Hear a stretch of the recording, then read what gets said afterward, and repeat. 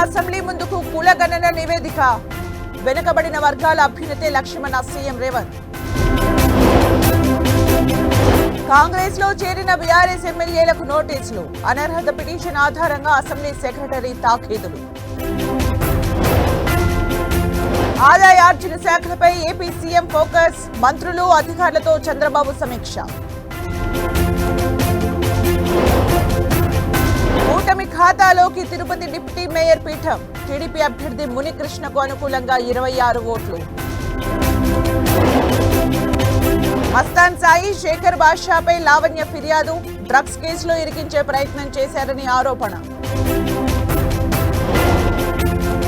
అభ్యంతరకర వీడియోలతో మహిళలకు బెదిరింపులు. బాధితులపై మస్తాన్ సాయి అత్యాచారం చేసినట్లు గుర్తింపు. ఆప్ విమర్శలను తిప్పికొట్టిన ఎన్నికల సంఘం. రాజకీయ దురుద్దేశాలు ఆపాదించొద్దన్న ఈసీ.